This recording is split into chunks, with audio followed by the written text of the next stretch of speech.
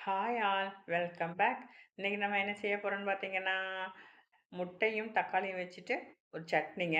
வாங்க வீடியோக்குள்ள போயிடலாமா? அதுக்கு ஒரு தவாவ அடுப்புல வச்சுக்கோங்க. அதில கொஞ்சம் எண்ணெய் ஊத்திக்கோங்க, கடுகு போட்டுக்கோங்க, உளுந்தம்பருப்பு போட்டுக்கோங்க, கருவேப்பிலை போட்டுக்கோங்க.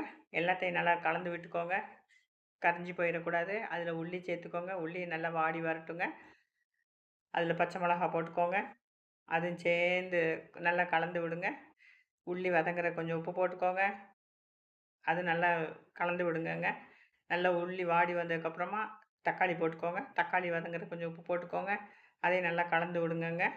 நல்லா மசிஞ்சு வரணும். இந்த தக்காளி நல்லா மசிஞ்சு வந்துருச்சு.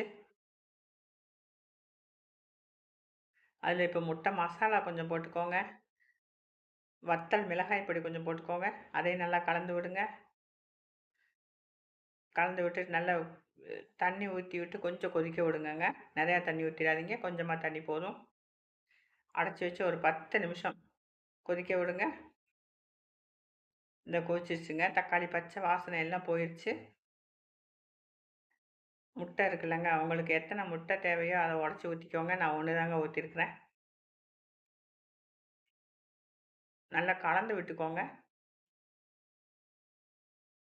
இதில வந்து பார்த்தீங்கன்னா, க ம்